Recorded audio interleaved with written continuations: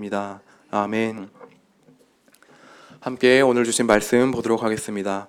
오늘 말씀은 에스라서 7장 21절에서 26절까지 말씀입니다.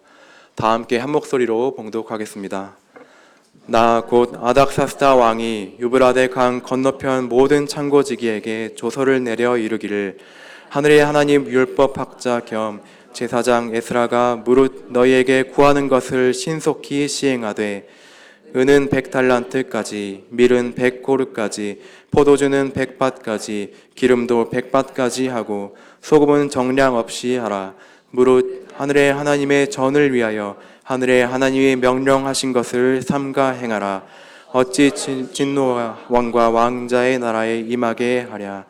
내가 너희에게 이르노니 제사장들이나 레위 사람들이나 노래하는 자들이나 문지기들이나 느디님 사람들이나 혹 하나님의 성전에서 일하는 자들에게 조공과 관세와 통행세를 받는 것이 옳지 않느니라 하였노라.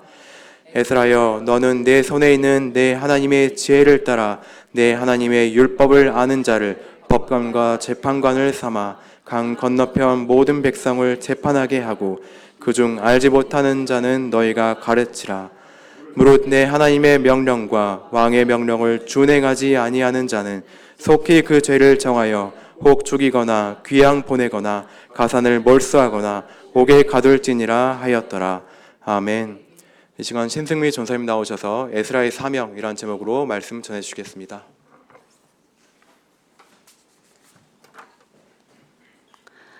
오늘은 에스라 7장 말씀을 함께 말씀으로 나누겠습니다. 주전 516년 예루살렘 성전이 드디어 재건이 되었습니다. 성전의 재건을 통해서 이제 예루살렘과 유대인들은 영적인 부흥을 이룰 수 있는 모든 조건을 갖추었다고 말할 수 있습니다.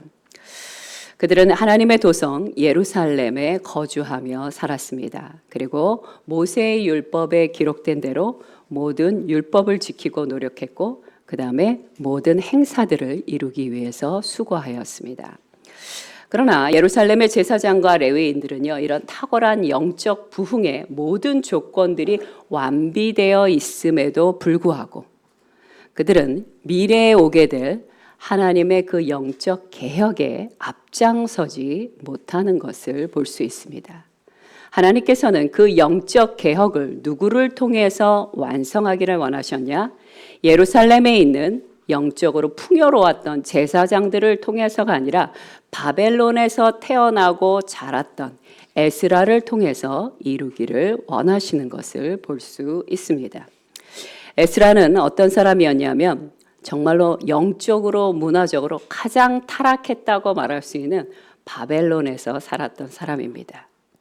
그는 그곳에서 태어났을 뿐 아니라 계속 성장했어요. 그곳의 문화에 익숙한 사람이었습니다. 아마 예루살렘에 살았던 사람들보다 더 세상의 유혹을 많이 받았을 것입니다. 영적인 충족은 어땠을까요? 바벨론에서 영적인 충족을 얻을 만한 곳은 쉽지 않았을 것입니다. 그럼에도 불구하고 에스라는 어느 곳에 살던지 상관없이 하나님을 경외하고 하나님께 깊이 헌신하는 삶으로 자신을 드렸다는 것입니다. 에스라는요, 영적으로 문화적으로 타락했던 바벨론에 있었음에도 불구하고 깊은 헌신과 꾸준한 성실성으로 그는 자신을 다듬어 갔습니다. 하나님을 전심으로 섬긴다는 것은요, 장소가 중요하지 않습니다. 위치도 중요하지 않습니다. 그럼 무엇이 중요할까요?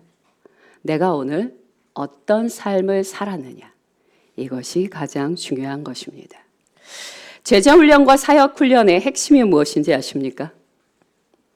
내가 오늘 하나님의 말씀에 어떻게 순종했느냐가 가장 중요한 것입니다.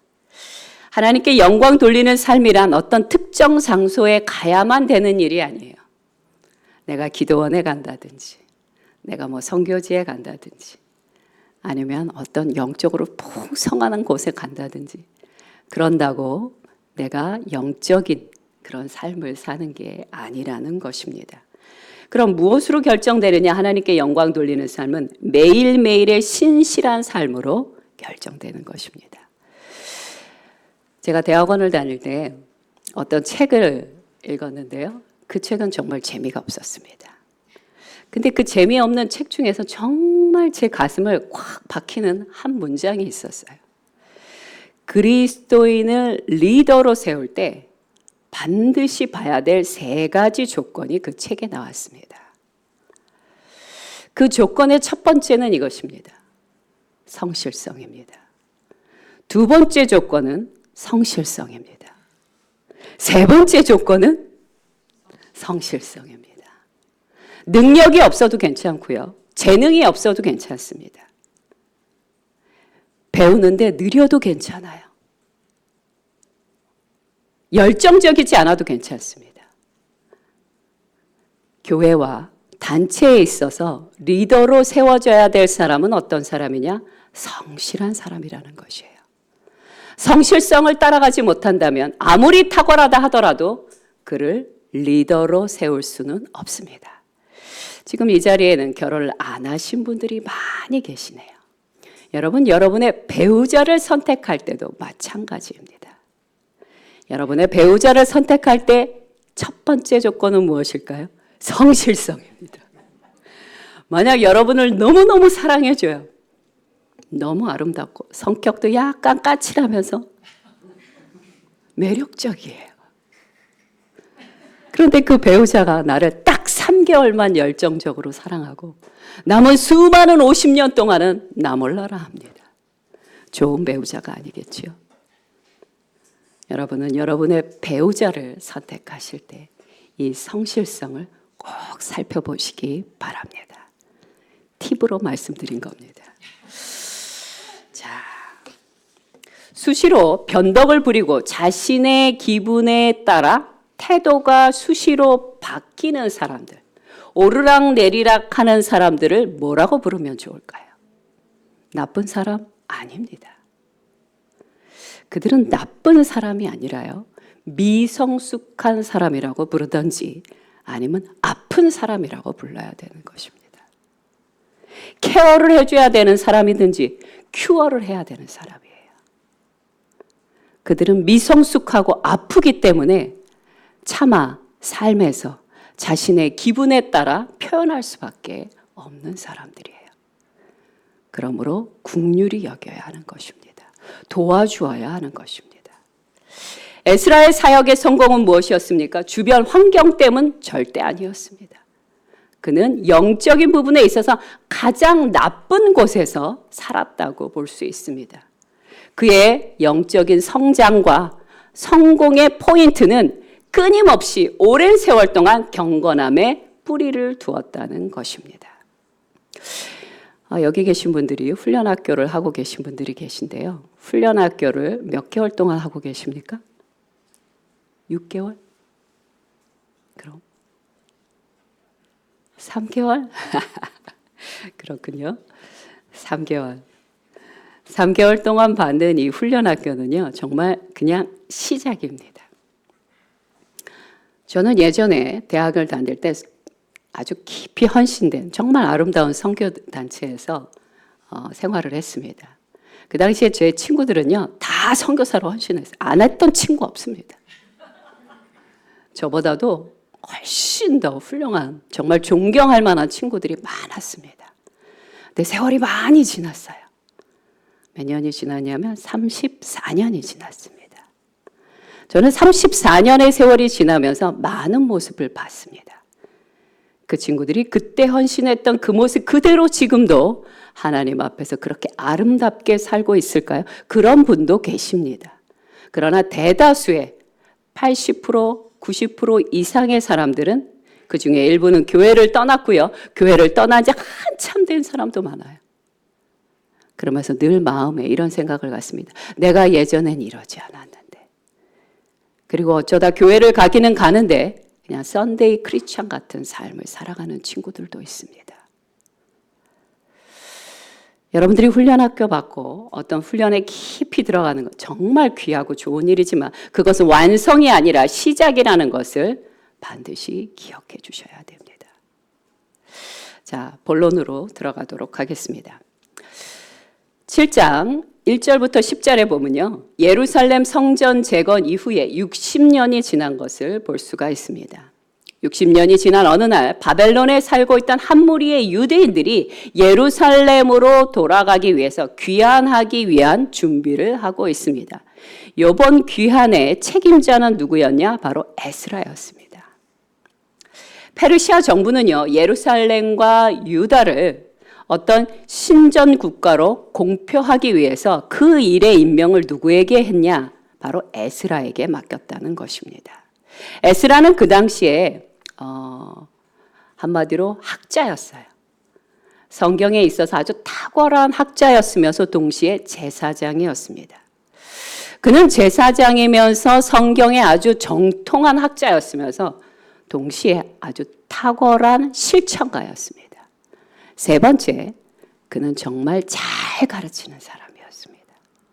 이 세 가지가 완벽하게 이루어진 사람이 누구였냐? 바로 에스라라는 사람이었다는 것입니다. 에스라 7장 초반에 보면 에스라의 족보가 쭉 나열됩니다. 이 족보가 쭉 나열된 이유는 무엇 때문이었냐면요.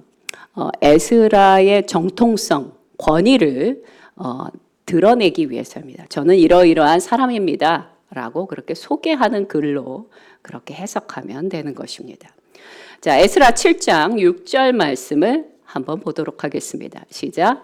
이 에스라가 바벨론에서 올라왔으니 그는 이스라엘의 하나님 여호와께서 주신 모세의 율법에 익숙한 학자로서 그의 하나님 여호와의 도우심을 입음으로 왕에게 구하는 것은 다 받는 자이더니. 와, 얼마나 좋습니까? 왕에게 뭔가를 구하면 다 받는 사람이래요. 우리는 이런 사람을 뭐라고 부릅니까? 은혜를 입은 자, 은총을 받은 자, 그렇게 부릅니다. 그런데 여기서 에스라는 자신이 왕에게 구하는 모든 것을 받을 수 있는 은혜가 무엇 때문이었냐? 내가 하나님의 은혜를 받았기 때문이다 라고 이야기합니다. 맞습니다. 하나님의 은혜를 받은 자는요, 그가 걸어가는 길이 됩니다. 막혔던 문들이 열립니다. 여러분들이 만약 어느 지역에 가서 살아요. 근데 그 지역은 재정적으로도 곤고하고 사람들은 매일 싸우고 서로가 서로를 의심하고 안 좋아요. 근데 너무 고맙게도 여러분들이 그곳에 갔습니다. 그럼 어떤 일이 일어나야 될까요? 의심하고 싸웠던 사람들이 서로 화합하고 당장 이루어지진 않겠죠. 하지만 1년이 지나고 2년이 지나고 3년이 지나면서 그 어둡고 궁핍했던 지역들이 하나님의 길이 열려짐으로 말미암아 풍요로워지게 됩니다. 그리고 서로가 서로를 배려하고 사랑하는 관계가 되어집니다. 믿는 사람이건 믿지 않는 사람이건 하나님의 축복이 물붓듯이 부어지게 되는 것입니다. 이것이 바로 하나님의 은총을 받은 자들의 누리는 삶이며 그들이 가는 곳곳마다 영향력을 끼치는 부분이라는 것이에요. 그냥 여러분은 여러분의 생존 하나 책임지는 그런 사람으로 살아서는 안 됩니다. 여러분이 가는 곳마다 그런 놀라운 일이 일어나기를 간절히 소망합니다. 아멘. 저는 저 자신을 그렇게 생각합니다. 그리고 그렇게 되어가는 모습을 볼 때 얼마나 복되고 즐거운지 모릅니다. 시간이 없으니까 넘어가도록 하겠습니다. 자, 아까도 말씀드렸듯이 학자는 어떤 사람이에요? 율법을 연구하고 실천하고 가르친다고 했습니다. 에스라는요, 하나님과 사람에게 정말 큰 호의를 받았던 사람입니다. 그의 특징은 무엇이라고요? 왕에게 구하는 것은 다 받는 사람. 이럴 때 여러분 아멘 해야 돼요. 구하는 것보다 다 받아서 나 부자 되는 거예요? 아니요. 내 것도 채우고 그리고 이것을 흘려보내는 거예요. 더 많이 흘려보내는 거예요. 그러므로 앞으로도 제 설교뿐 아니라 그 어떤 분의 설교를 들을 때마다 이 놀라운 축복의 메시지가 있으면 아멘 하고 받으시는 거예요. 주님, 그것을 취하여서 나누겠습니다. 군대에 가서도 나누겠습니다. 어디를 가서라도 나누겠습니다. 이것이 우리의 자세가 되어야 하는 것입니다. 자, 거친 귀향길과 에스라의 사명을 한번 살펴보면요. 에스라 7장 7절부터 10절에 보면 그 내용이 나오게 됩니다. 주전 458년 4월에 에스라는 바벨론 강변에 모여있는 작은 무리의 유대인들을 발견하게 됩니다. 그리고 그들과 함께 출발을 하죠. 바벨론에서 출발하여서 어디로? 예루살렘으로 출발하게 됩니다. 그런데 이 출발의 이 귀환의 여행이 얼마나 긴 여행이었냐면요. 약 100일 정도 되는 100일 정도 되는 1440km에 이르는 광야길을 통과해야 되는 아주 거친 여행길이었습니다. 에스라 7장 9절 말씀 혹시 있습니까? 없습니까? 제가 읽어드리겠습니다. 첫째 달 초하루에 바벨론에서 길을 떠났고 하나님의 선한 손에 도우심을 입어 다섯째 달 초하루에 예루살렘에 이르니라. 아멘. 여러분, 이 길은요 그냥 광야길이 아니라요, 가다 보면 산적도 있고요, 가다 보면 유대인들을 엄청 싫어하는 대적들도 만날 수 있는 그 길이었습니다. 그런데 그 모든 길 가운데 하나님의 선하신 손길로 인하여 그들은 무사하게 예루살렘에 도착하게 됐다는 것입니다. 이건 역시 하나님의 은혜라는 것을 고백하고 있습니다. 자, 이제 7장 11절에서 26절까지는 에스라의 임무가 무엇인지를 성경에 기록하고 있습니다.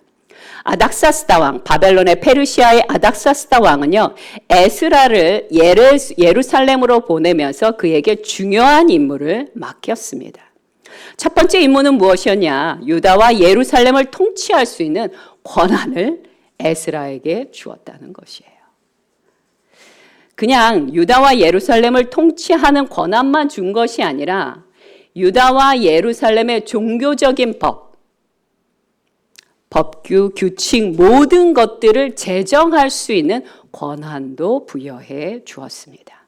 그리고 율법과 관습을 가르치고 사람들이 모든 법을 반드시 지킬 수 있도록 에스라에게 임무를 주었다는 것이에요. 두 번째, 왕이 에스라에게 준 것이 무엇이냐? 바로 왕의 후원금을 완전히 맡겼다는 것입니다. 왕은 에스라에게 은과 금을 맡기게 됩니다. 그리고 만약 더 필요하면 바벨론이 지배하고 있는 그 어떤 지역에라도 요청만 하면 반드시 에스라에게 주도록 하는 그런 놀라운 특권도 허락해 주었습니다. 아닥사스다 왕이 준 재정은요, 그러나 이 제한이 있습니다. 어디에만 써야 되냐면요, 하늘의 하나님, 성전을 위하여 예배를 드리기 위해서만 이 재정을 마음껏 쓰도록 그렇게 허락하고 제한을 두게 됩니다. 뭐 군대를 만들거나 이런 데 쓰는 게 아니고요, 하나님께 예배하는 곳에 쓰도록 허락을 합니다. 그리고 혹시 그러고도 부족하다 그러면 왕의 창고에 있는 돈을 언제든지 내어주겠다라고 그렇게 아닥사스다 왕이 그렇게 허락을 하게 되는 것이죠. 자, 에스라에게 내린 조서들을 보면서 이 마무리를 짓게 됩니다. 7장은 25절에 보면 에스라는 하나님의 뜻과 지혜를 따라 법관과 재판관을 삼아 재판까지 해야 했습니다. 그러니까 에스라가 정말 종횡무진 모든 것들을 관할하는 책임을 맡게 된 것입니다. 에스라에게는요, 예루살렘 서편 강 전역에 있는 유다 공동체까지 다 다스릴 수 있는 권한을 부여하게 됩니다. 그리고 필요하면 그 땅, 그러니까 유대인들과 함께 살고 있는 모든 거민들까지 하나님의 법을 가르치고 그들에게 그것을 지켜 행하도록 요청할 것을 이야기를 하게 됩니다. 자, 에스라 7장 26절 말씀을 한 번 더 보도록 하겠습니다. 시작. 무릇 내 하나님의 명령과 왕의 명령을 준행하지 아니하는 자는 속히 그 죄를 정하여 혹 죽이거나 귀양 보내거나 가산을 몰수하거나 옥에 가둘지니라 하였더라. 아주 엄중합니다. 만약 에스라가 정해놓은 법규와 그 규칙을 지키지 않는 자는 바벨론 왕의 그 왕의 명령과 동등됨으로 말미암아 그는 죽음을 당할 수도 있고 감옥에 갈 수도 있고 귀양살이를 살 수도 있다라고 그렇게 꽝꽝 못을 박아두는 것을 볼 수 있다는 것입니다. 자, 마지막으로 에스라는요, 찬양을 올려드립니다. 7장 27절부터 28절까지 말씀을 우리도 함께 찬양하는 마음으로 큰 소리로 봉독하도록 하겠습니다. 시작. 우리 조상들의 하나님 여호와를 송축할지로다. 그가 왕의 마음에 예루살렘 여호와의 성전을 아름답게 할 뜻을 두시고 또 나로 왕과 그의 보좌관들 앞과 왕의 권세 있는 모든 방백의 앞에서 은혜를 얻게 하셨도다. 내 하나님 여호와의 손이 내 위에 있으므로 내가 힘을 얻어 이스라엘 중에 우두머리들을 모아 나와 함께 올라오게 하였도다. 아멘. 이방인을 위하여 페르시아의 왕과 고관들이 최선을 다하여 베풀었다. 이 모든 것이 여호와 하나님의 은총이다 라고 말하고 있습니다. 에스라는 하나님의 돌보심과 선하심을 손을 높이 들고 송축하고 있습니다. 특히 아닥사스다 왕의 마음이 그리고 그의 모든 재정이 하나님의 성전을 향하여 쏟아부어지는 것과 그리고 권세 있는 방백들과 전폭적인 은혜와 지원을 얻게 된 것을 말하고 있는 것입니다. 결론을 말씀드리겠습니다. 에스라는 어떤 곳에서 살았다고요? 타락한 바벨론에서 태어나고 자란 사람입니다. 그가 그곳에서 살 때 어떻게 살았을까요? 그는요, 포로로 끌려간 민족이에요. 약자였어요. 그는 그곳에서 어린 시절을 보낼 때 아마도 상대적 박탈감, 위축감을 느끼며 살았을 것입니다.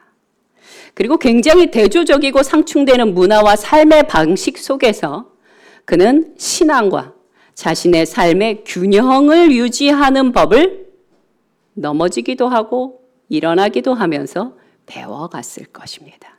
그래서 어떻게 했어요? 균형을 잡게 된 것입니다. 1940년 여름 미국의 타코마에 있는 곳에 아주 멋진 다리가 세워졌다고 합니다. 리본 모양으로 된 아주 아름답고 우아한 다리가 세워졌다고 해요. 근데 이 다리는요, 당시 최고의 공학 이론가들이 만들었으며 최고의 디자이너들이, 설계가들이 만든 정말 최고의 다리였다고 해요. 근데 이 다리가 완공되고 딱 4개월 만에 그냥 뭐 큰 회오리 바람도 아니에요. 미풍이 살랑살랑 불기 시작하자 갑자기 4개월 만에 이 다리가 우아르르 무너졌다고 합니다. 신기하지 않습니까? 최고의 설계가들이, 최고의 공학도들이 만든 다리였음에도 불구하고 4개월 만에 무너져 내렸어요. 아주 중요한 구조적인 결함이 있었던 거죠. 영적으로 풍요로웠던 예루살렘에 있던 종교 지도자들은요, 그 모든 귀한 조건 속에서도 그들은 하나님의 개혁에 앞장서지 못했습니다. 그리고 대신 누가 섰다고요? 바벨론에서 그 험한 곳에서, 그 거친 곳에서 삶을 살면서 균형을 유지했던, 경건함을 유지했던, 하나님을 경외했던 에스라를 통하여 하나님께서 종교 개혁을 이룩하셨다는 것입니다. 어쩌면 우리도요, 에스라처럼 지금 현실의 각박한 현실 속에서 하나님의 그 신앙과 균형을 이루는 훈련을 하고 있는 것 같습니다. 이것은 아주 중요한 훈련이에요. 가정과 사회와 직장에서 압박감을 받으시죠? 스트레스 안 받으신가요? 저는 많이 받았습니다. 근데 그것을 통해서 하나님은 지금 우리를 훈련하고 계시는 거예요. 말씀을 한번 보겠습니다. 에베소서 4장 14절에서 15절 말씀입니다. 시작. 이는 우리가 이제부터 어린아이가 되지 아니하여 사람의 속임수와 간사한 유혹에 빠져 온갖 교훈의 풍조에 밀려 요동하지 않게 하려 함이라. 오직 사랑 안에서 참된 것을 하여 범사에 그에게까지 자랄지라. 그는 머리니 곧 그리스도라. 아멘. 모든 그리스도인들은요, 자신이 처한 형편이 어떠하든지 관계없이 자라가야 합니다. 어디까지? 예수 그리스도의 장성함, 분량까지 자라가는 것이 우리가 해야 할 1순위예요. 먹고 사는 문제 아주 중요합니다. 그러나 그것보다 더 중요한 것은 무엇이냐? 예수 그리스도를 닮아가는 것이에요. 그런데 그냥 편안한 가운데서 닮아가는 게 아니에요. 그냥 평탄한 길 속에서 닮아가는 게 아니고요. 그러면 닮아갈 수가 없습니다. 어떤 곳에서 닮아가냐? 오르락내리락 하는 삶의 풍파 가운데서 예수 그리스도를 닮아가는 법을 배워야 하는 것이에요. 여러분, 갓난아기가요, 두 발로 서서 걸어가기 위해서 얼마나 많이 넘어지는지 아십니까?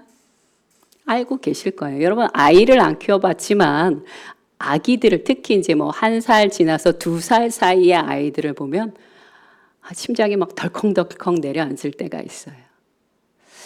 저는 우리 다니엘이 아기 때 벽을 짚고 이렇게 일어나다 쿵 넘어지는 장면이 아직도 눈에 선합니다. 그리고 걸음마를 배우기 위해서 한두 발자국 가다가 풀썩 주저앉고 넘어지고 뒹굴고 했던 모습도 여전히 기억이 납니다. 우리 다니엘만 그럴까요? 아니요. 여러분들 다 그렇게 지금 이렇게 서서 다닐 수 있게 된 것입니다. 자, 아이가 수도 없이 넘어질 때 부모가 해야 될 일이 있습니다. 부모는 뭘 해야 될까요? 넘어지지 않도록 이렇게 꽉 잡아주는 거예요? 아니요. 아이가 넘어지긴 넘어지는데요. 안전하게 넘어질 수 있도록 도와줘야 돼요. 안전하게 실패할 수 있도록 부모가 옆에서 도와줘야 돼요. 안전하게 뒹굴고 이럴 수 있도록 부모가 이불도 깔아줘야 돼요. 넘어지는 건 반드시 해야 돼요. 그래서 수백 번, 수천 번의 그 넘어짐을 통하여 다리에 근육에 힘이 생기고 그리고 걸어가고 뛰어갈 수 있는 그날을 기대해야 하는 것입니다.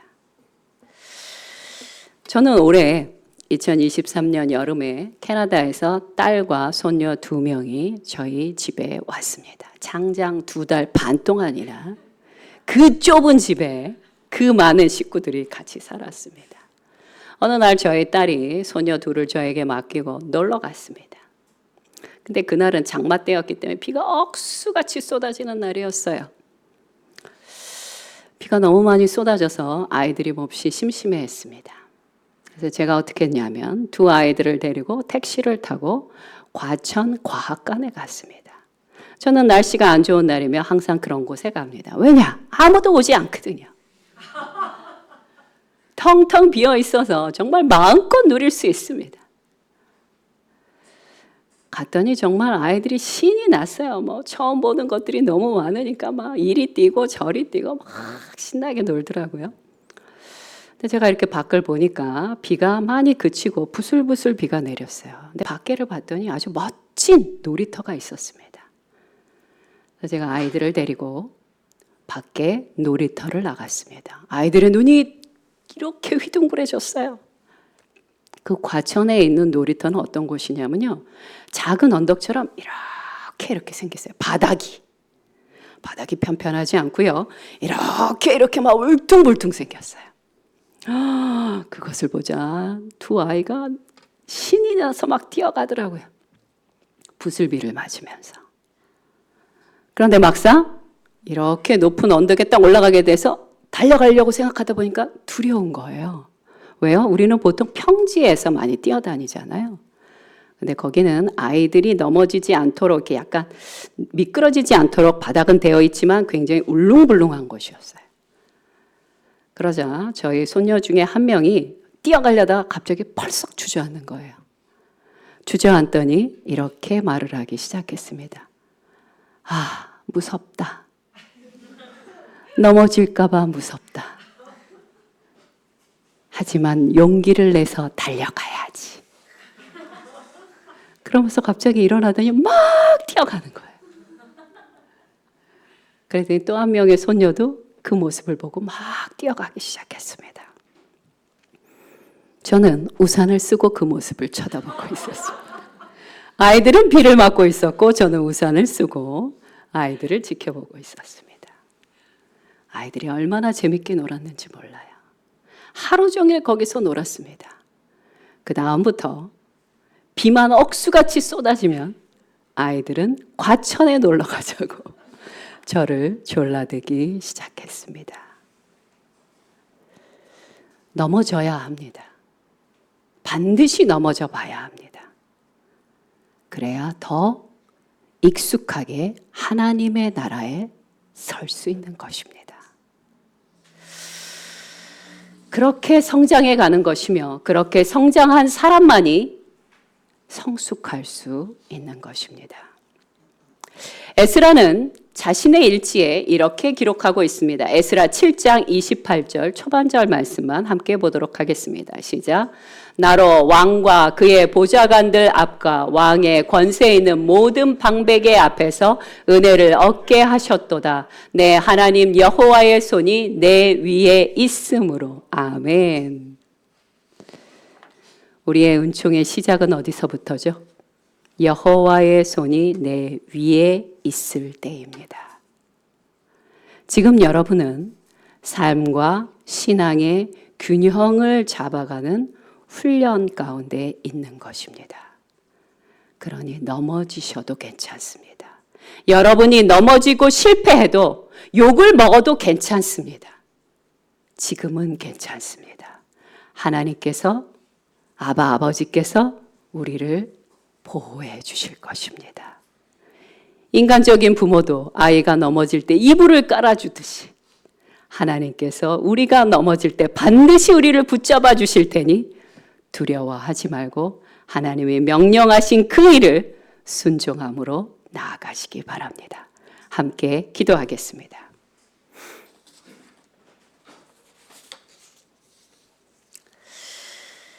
첫 번째 기도할 것은 이것입니다. 하나님의 뜻은요, 어떤 장소나 위치에 있는 것이 아니고요, 어떻게 살고 있느냐가 중요한 요소라고 말씀드렸습니다. 선교지와 수도원에 살면서도 깊은 죄 가운데 들어갈 수 있고요, 폐역한 도시 바벨론에 살면서도 하나님께 영광 돌리는 삶을 살 수 있는 것입니다. 그러니 내가 있는 현실 속에서 고통스럽다고 변명하지 마시고 기도하시기 바랍니다. 주님, 제가 이 현실 가운데서 무엇을 순종하기를 원하십니까? 이 문제 가운데서 제가 어떻게 하면 이 문제를 풀 수 있습니까? 도와주시옵소서. 진리의 말씀을 주시옵소서. 언약의 말씀을 주시옵소서. 내가 반드시 그 말씀을 순종함으로 이루어 가겠습니다. 오늘 주님 앞에 간절히 기도하시기 바랍니다. 함께 기도하겠습니다.